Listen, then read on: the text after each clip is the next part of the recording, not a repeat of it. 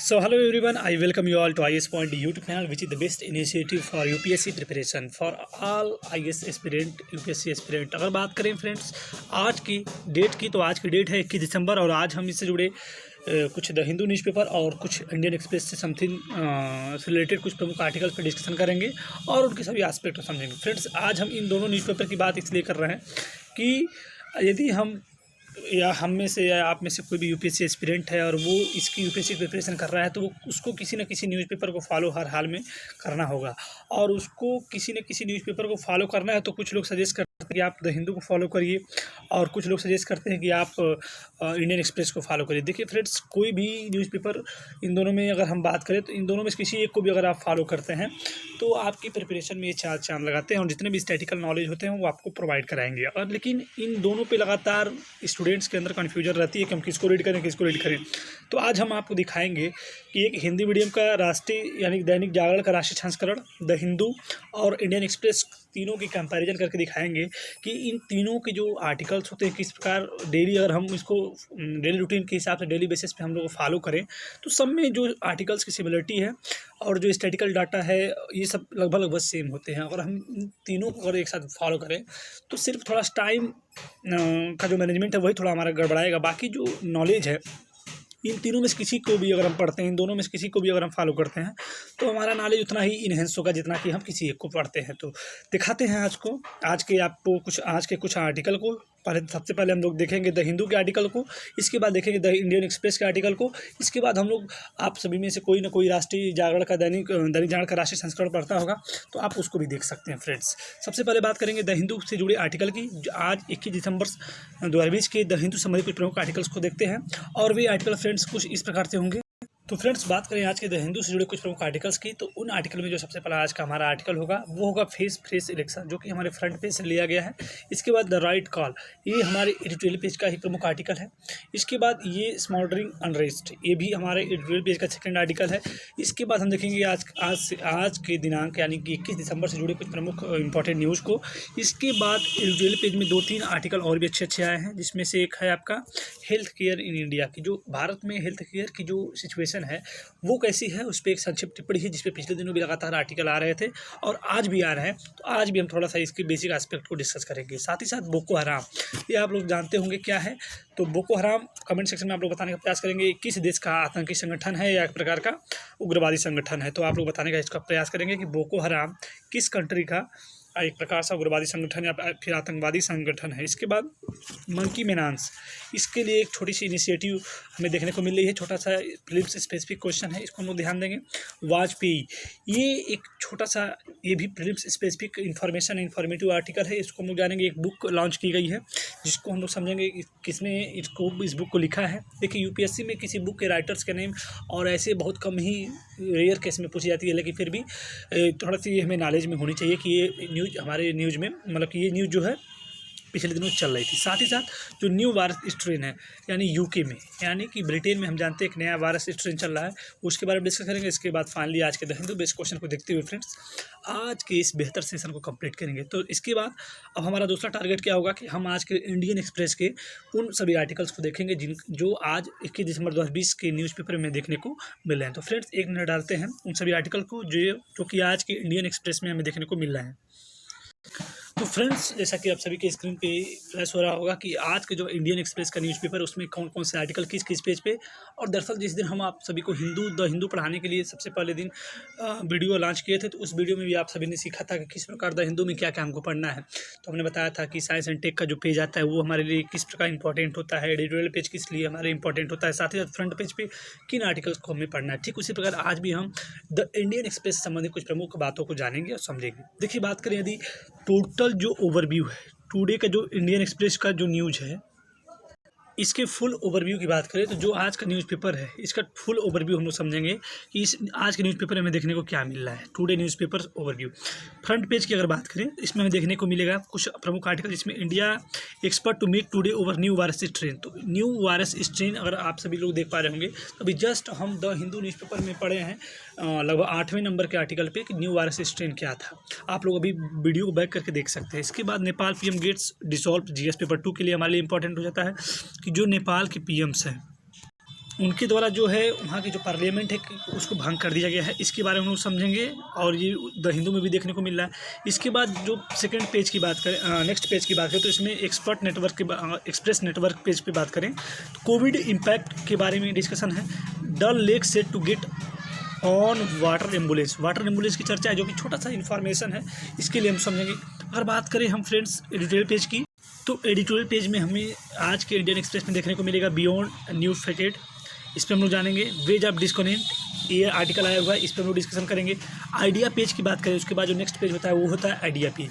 आप लोग पेज के नाम याद रखिए, उसको समझते रहिए। साथ ही साथ food security bargain, food security पे हमेशा आर्टिकल आते हैं। माल न्यूट्रिशन पे पिछले दिनों लगातार द हिंदू में न्यूज़पेपर में आर्टिकल बने रहे। देखिए आर्टिकल जो है द हिंदू और इंडियन एक्सप्रेस दोनों में आते रहते हैं।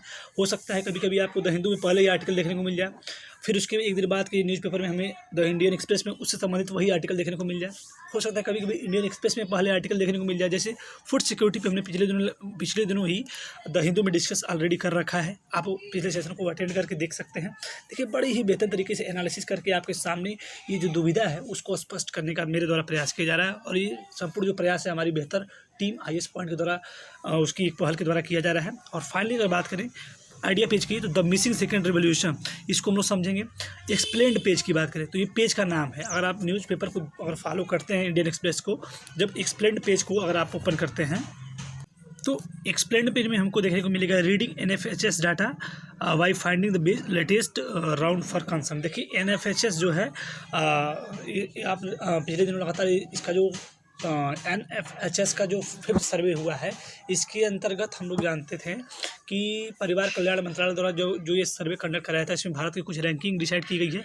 और इन सभी बातों की डिस्कशन 2-3 दिन पहले हम लोग द हिंदू में डिस्कस ऑलरेडी कर रखे हैं। ये हमारे GS पेपर 2 के अकॉर्डिंग ये इंपॉर्टेंट हो जाता है। इसके बाद अगर वर्ल्ड का ओवरव्यू ले तो उसमें कुछ प्रमुख आर्टिकल आए हैं, जिसमें हम लोग जानते हैं कि यूरोपीय neighbours restrict travel to Britain as a corona virus strain. तो कोरोना वायरस का जो एक न्यू स्ट्रेन फैल रहा है, एक नए प्रकार का कोविड-19 ब्रिटेन में फैला, जिसके कारण इटली जैसे देश उस पर लगातार जो हवाई जहाज का आवागमन है UK से रोक रहा है अपने देश में। और UK ऑलरेडी उस पर शक्ति दिखाते हुए पूरे देश को एक बार पुनः शक्ति के दायरे में रखा हुआ है। और EU और UK trade talk over fish cut off Daniel. देखिए EU और UK हम जानते हैं कि इस पर एक आर्टिकल पढ़े हैं जिसका नाम है, आपको बताने का हम प्रयास कर रहे हैं कि पिछले दिनों द हिंदू में हमने एक आर्टिकल का डिस्कशन किया था, जिसमें हम लोग ब्रेक्जिट वर्ड को जाने थे। ब्रेक्जिट अगर आप लोग जानते हैं तो इसको अब ऑलरेडी जान चुके होंगे। ब्रेक्जिट मतलब होता है कि एग्जिट ऑफ ब्रिटेन फ्रॉम यूरोपीय यूनियन, यानी कि एग्जिट ऑफ ब्रिटेन फ्रॉम यूरोपीय यूनियन, कि यूरोपीय यूनियन से ब्रिटेन का बाहर निकलना ही ब्रेक्जिट कहलाता है। और इसी पे EU और UK ट्रेड टॉक पे ये आर्टिकल आया हुआ है। और इकोनॉमिक्स की बात करें फ्रेंड्स, तो इकोनॉमिक में गवर्नमेंट स्पेंडिंग में बूस्ट इकोनॉमी, तो किस प्रकार अपनी इकोनॉमी को बूस्ट करेगी, इन्हीं सब बातों पर डिस्कशन पूरी तरह आज के इंडियन एक्सप्रेस के न्यूज़पेपर में देखने को मिलेगा। तो आई होप आप इंडियन एक्सप्रेस और द हिंदू संबंधित जो भी आपके अंदर शंका थी या जो भी कन्फ्यूजन था वो लगभग दूर हो गई होगी। और यदि आप किसी एक न्यूज़पेपर को, चाहे वो द हिंदू हो चाहे वो आपका इंडियन एक्सप्रेस हो, किसी को भी एक न्यूज़पेपर को अच्छे से फॉलो करते हैं तो आपके अंदर कोई भी दुविधा नहीं होगी, कोई भी परेशानी नहीं होगी। फ्रेंड्स बिना समय को जाया करते हुए हम लोग डायरेक्ट आज के डिस्कशन द हिंदू पे चलते हैं और साथ ही साथ इंडियन एक्सप्रेस की भी कुछ न्यूज़ को देखते हुए आगे बढ़ते हैं। फ्रेंड्स बात करें यदि आज के आर्टिकल्स की, तो आज का जो हमारा पहला आर्टिकल है इसमें आप देख पा रहे होंगे द हिंदू न्यूज़पेपर में, उसमें लिखा हुआ है कि Nepal set to face fresh election, कि नेपाल जो है सेट है इसके लिए फ्रेश इलेक्शन के लिए। अगर बात करें इसके अंतर्गत बहुत सारे स्टेटमेंट हमें देखने को मिल रहे हैं। डिफ़िकल्ट जर्नी है इसके अंतर्गत, आप देख पा रहे होंगे और नोट भी कर सकते हैं कि इनकी जो जर्नी है कैसे कैसे क्या क्या सिस्टम रहा, जिसमें आप देख पा रहे होंगे नवंबर दिसंबर 2017 में KP शर्मा जो है जीते और जीतने के बाद क्या हुए, वहाँ के कॉन्स्टिट्यूशन का वो हिस्सा बने और प्राइम मिनिस्टर बने दिसंबर 2017 में। और 20 में आप देखते देखते उनकी सरकार जो है पार्लियामेंट को, संसद को, पूरे अपने सदस्यों को बुला के भंग कर लेते हैं। अब थोड़ा सा आज के इस न्यूज़ को हम लोग राष्ट्रीय संस्करण जो दैनिक जागरण का आता है उससे रिलेटेड करके देखते हैं कि उसमें आज का इसी संबंधित न्यूज़ को किस प्रकार दिया हुआ है। देखते हैं आज के उस आर्टिकल को। तो उसमें आप देख पा रहे होंगे कि लिखा हुआ है कि नेपाल में संसद भंग, अगले वर्ष होंगे चुनाव। अब देखिए इसमें भी वही आर्टिकल उसी फॉर्म में दिया, थोड़ा सा इसको भी हम लोग रीड कर सकते हैं कि लिखा है नेपाल में तेजी से चल रहे राजनीतिक घटनाक्रम में प्रधानमंत्री जो KP शर्मा ओली हैं रविवार सुबह मंत्रिमंडल की बैठक बुलाई और संसद को भंग करने की जो है राष्ट्रपति के द्वारा उन्होंने सिफारिश की। और जो राष्ट्रपति वहाँ की जो प्रेसिडेंट है कुछ ही घंटों में, राष्ट्रपति का नाम क्या है, विद्या देवी भंडारी, ये आपको याद होना चाहिए। इसके पहले जो थे उनका नाम आप कमेंट सेक्शन में बताने का प्रयास करेंगे। वर्तमान में क्या है, राष्ट्रपति विद्या देवी भंडारी, इन्होंने इस सिफारिश को मंजूरी देते हुए इनकी संसद को क्या कर दिया, भंग कर दिया। उन्होंने इसके बाद 2 चरणों में यानी 30 अप्रैल और 10 मई की मध्यावधि में यानी इसी के बीच में चुनाव कराने की भी घोषणा की है। अब इसके बारे में थोड़ा सा आप बेसिक एस्पेक्ट को समझिए इस न्यूज़पेपर के माध्यम से। तो 275 सदस्यीय नेपाली जो संसद था, इसका जो 2017 में आम चुनाव हुआ था जिसमें KP शर्मा ओली दिसंबर 2017 में विजयी हुए थे। अब देखिए इसके बाद आप पूरी डिटेल को ऑलरेडी इसमें रीड कर सकते हैं, जिसमें लिखा है कि कुछ ही उनकी जब उन्होंने प्रस्तावित की कि हम अपने संसद को भंग करना चाहते हैं, तो राष्ट्रपति ने कुछ ही घंटों में जो विद्या देवी भंडारी जी हैं उनके द्वारा नेपाल के संविधान का अनुच्छेद 76, यानी कि ये क्वेश्चन आपके लिए इंपॉर्टेंट हो जाता है, किस अनुच्छेद के, नेपाल के किस अनुच्छेद के अंतर्गत, तो नेपाल के संविधान के अनुच्छेद 76 की 1 व 7 और धारा 85 के तहत संसद भंग करने की उनके द्वारा घोषणा की गई। अब इसके बाद ही चुनाव होंगे फिर से। तो इसके लिए KP शर्मा ओली ने बार बार हिंदुस्तान पे भी उंगली उठाई कि उनकी गवर्नमेंट को डिस्टर्ब करने का जो बहुत सारा क्रेडिट है इंडियन गवर्नमेंट को भी जाता है। तो ये सारे पॉलिटिकल इशू हमें डिस्कस नहीं करना है, सिर्फ स्टैटिकल डाटा को लेते हुए आगे बढ़ना है। देखते हैं फ्रेंड्स आज के नेक्स्ट आर्टिकल को।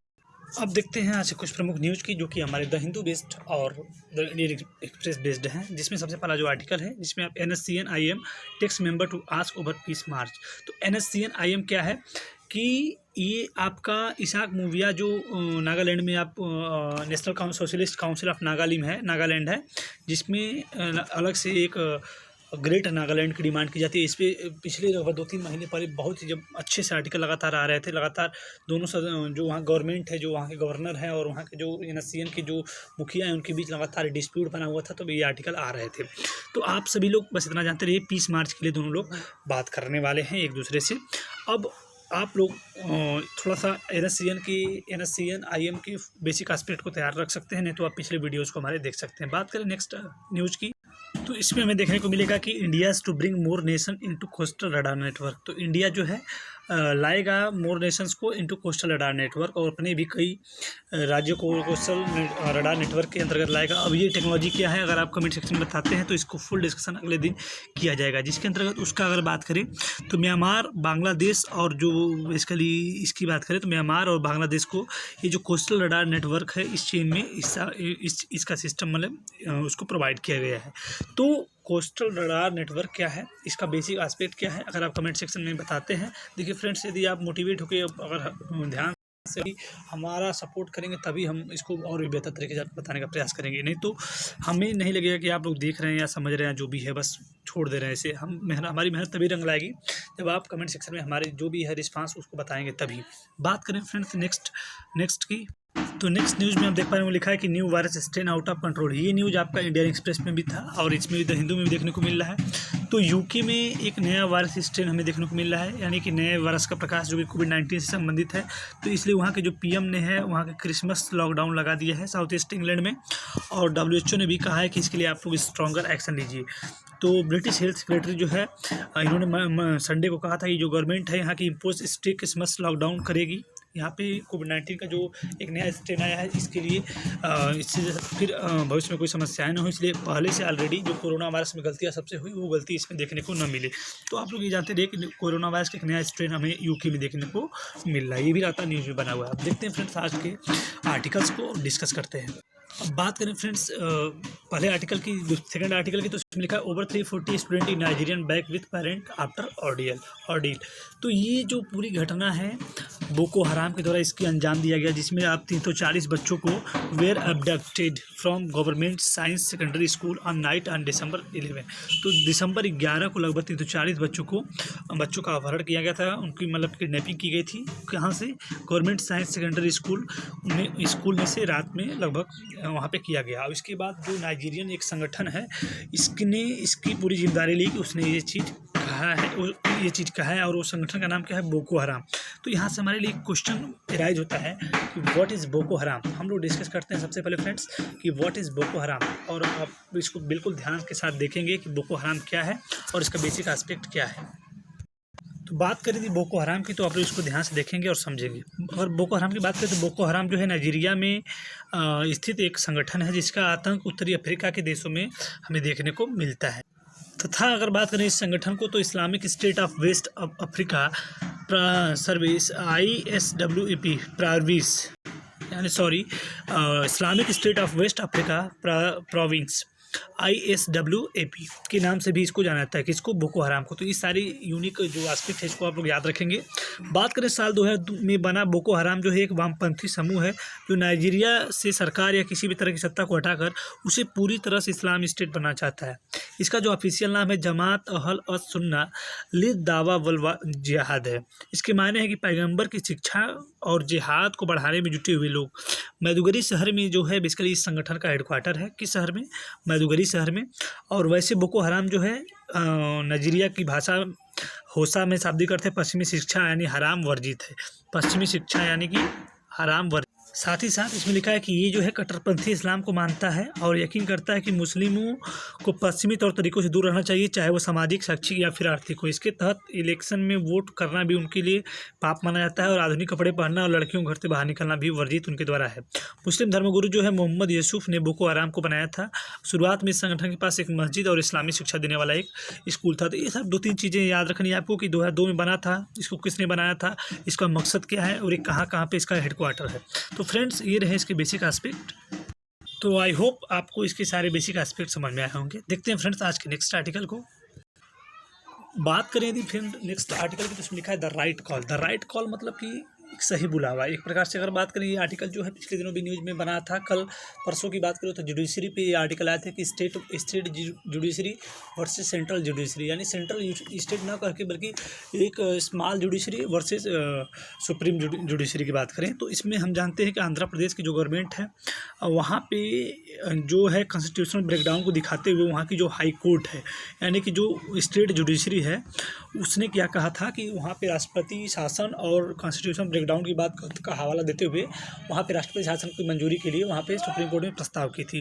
तो जिस पे वहाँ की जो गवर्नमेंट है YS जगनमोहन की जो रेड्डी गवर्नमेंट है उस स्टेट में, तो सुप्रीम कोर्ट के द्वारा ये कहा गया कि जो भी बातें हों सही हो या गलत हो, लेकिन जुडिशरी कभी भी इस बात का डिसीजन नहीं ले सकती कि कहाँ पे कॉन्स्टिट्यूशनल ब्रेकडाउन है, कहाँ पे राष्ट्रपति शासन लगाना है, कहाँ क्या करना है। ये वर्क, ये फंक्शनरीज जो है जुडिशरी की नहीं है, ये स्टेट जुडिशरी की नहीं है। तो कृपया आप इससे दूर ही रहें तो बेहतर है। तो ये बातें हमें थोड़ी सी सिखाती है कि किस प्रकार state judiciary versus central judiciary जो है, स्टेट जुडिशरी वर्सेस जो है सुप्रीम कोर्ट, ये थोड़ा सा हम लोग इस चीज़ को कोट करके किसी भी ऐसे को लिख सकते हैं और इसका एग्जांपल कोट कर सकते हैं। देखते हैं फ्रेंड्स नेक्स्ट आर्टिकल को।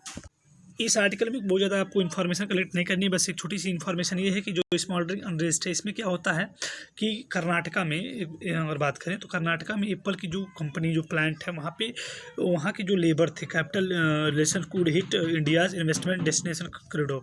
तो यही कहा जा रहा है कि जो वहाँ के इनक्रेडिबल लेबर थे उन्होंने क्या है इंडिया के जो इन्वेस्टमेंट डेस्टिनेशन है उसको हिट किया हुआ है। तो अर्थात होता क्या है कि वहाँ की जो एप्पल कंपनी है तो वहाँ के जो लेबर थे कई दिन से प्रोटेस्ट पे थे और बोल रहे थे कि फ्रेंड्स हमें हमारी जो सैलरी है हमारा जो भी सिस्टम अभी बहुत समय से नहीं मिल रहा है। तो इसके लिए बहुत सारे मतलब की बातें हुई। इसके बाद थोड़ा सा करते करते इतना माहौल बिगड़ गया कि तोड़ फोड़ और उस कंपनी में बहुत सारी बातें एक्टिविटी उस वहाँ के सिस्टम के द्वारा देखने को मिल गया, जिसके जो कि एप्पल यानी आईफोन बनाने वाली जो कंपनी है वहाँ पे ऐसी चीज़ें हो गई जिसके कारण बहुत सारे नुकसान हमें देखने को मिल गए। और कंपनी द्वारा ये कहा गया कि लगभग 437 करोड़ का क्लेम किया गया कि लगभग इस पूरे अटैक में या पूरे हमले में या पूरी एक्टिविटी में 437 करोड़ का डैमेज देखने को मिला है इस एप्पल आईफोन कंपनी का इन लेबर के द्वारा। तो इस चीज़ को देखते हुए कहा जाए कि चाहे भारत जो है अपने में इसमें नीचे जो डिस्कशन है कि इंडिया जो है चाइना का अल्टरनेट बनना चाहता है, यानी चाइना का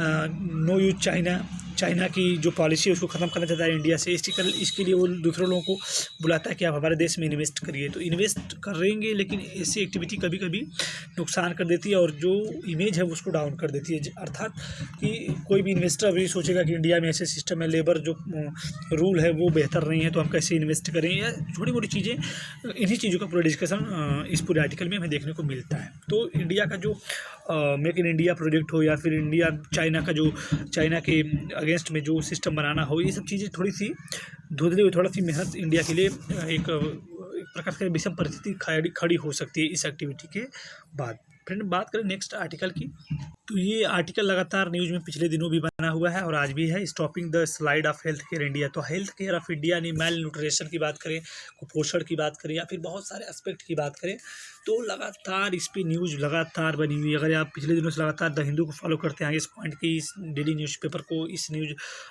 पूरे सिस्टम को देखते हैं, तो कहीं ना कहीं आपके लिए एक बिल्कुल छोटा सा टॉपिक अब रह गया है। अगर आप ध्यान से हर दिन देखते हैं तो इसमें लिखा गया है कि इंडिया का जो हेल्थ केयर डार्क है वो इको चेम्बर में है, डार्क इको चेम्बर में है, जिसमें 70% प्राइवेट सेक्टर में हेल्थ केयर सिस्टम है और 30% जो है पब्लिक में।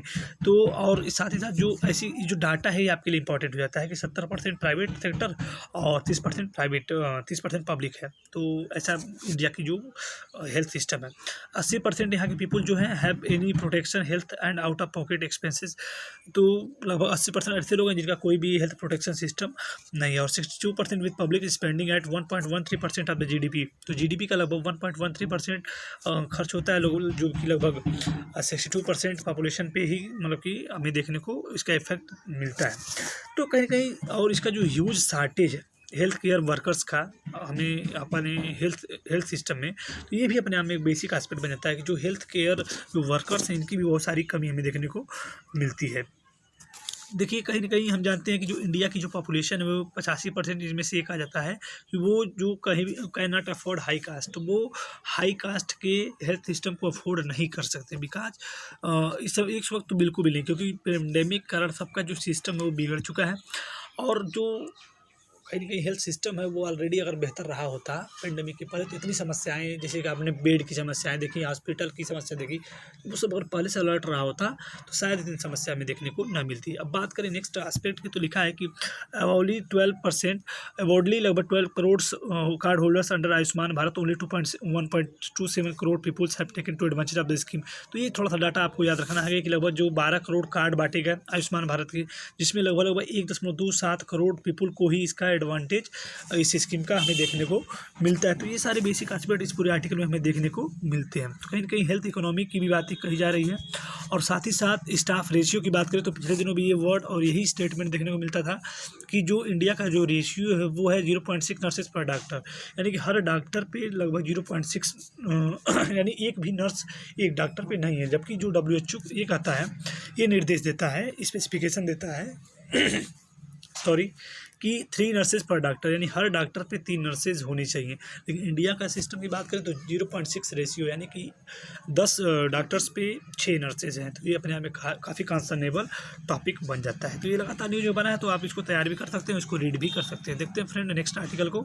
इस आर्टिकल में आप देख पा रहे हो लिखा हुआ कि lasting solution for monkey menace. Monkey menace यानी जो मंकी का जो खतरा है उससे बचने के लिए कुछ इनिशिएटिव किए गए हैं। कि लिखा है the first rescue and rehabilitation centre for monkey in Telangana was inaugurated in Gandhi Ramanna Harithavanam near Chikoli village in Nirmal district in Sunday. तो ये आपको याद रखना है कि इनके रेस्क्यू करने के लिए, इनकी सिक्योरमेंट करने के लिए तेलंगाना में इसका इनॉग्रेशन किया गया है। पहला जो सेंटर है इसका, और ये कहाँ है, रमन्ना हरितवानम नियर चिकोड़ी विलेज, जो कि निर्मल डिस्ट्रिक्ट में पड़ता है। संडे में इसका इनॉग्रेशन किया गया। थोड़ा सा ये आपको बेसिक एस्पेक्ट याद रखने, बाकी कुछ इसमें इंपॉर्टेंट देखने को नहीं मिला है। नेक्स्ट की बात करें तो नेक्स्ट आर्टिकल में हमें देख पा रहे होंगे लिखा है कि वाजपेयी स्पोक शरीफ 4-5 टाइम्स एमिड कारगिल वार। तो ये थोड़ी सी फिल्म स्पेसिफिक इन्फॉर्मेशन है, आपको याद रखनी है कि वाजपेयी शक्ति सिन्हा जो कि इनके सेक्रेटरी रहे हैं, इन्होंने एक बुक लिखी है वाजपेयी के ऊपर, the years that change India.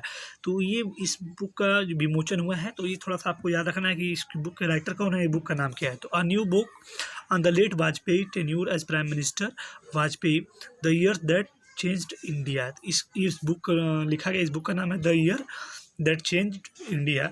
और ये किसके द्वारा लिखा गया, जो फार्मर ब्यूरोक्रेट थे शक्ति सिन्हा, इनके द्वारा इस बुक का मतलब ये इसके राइटर हैं ब्यूरोक्रेट शक्ति सिन्हा। अब बात करें फ्रेंड्स नेक्स्ट आर्टिकल की। अब हम देखते हैं आज के द हिंदू बेस्ट क्वेश्चन को। बात करें फ्रेंड्स आज के द हिंदू बेस्ट क्वेश्चन की, तो उसमें लिखा है right a brief discussion on health system of India पे आपसे बिल्कुल डिस्कशन करने का प्रयास करेंगे लगभग 100 वर्ड्स में। तो आई होप आज का सेशन आप सभी के लिए इंपॉर्टेंट हेल्पफुल रहा होगा। तो आज के सेशन में इतना ही, अगले दिन फिर मिलेंगे, तब तक के लिए बाय बाय, नमस्कार, take care and be safe, be happy.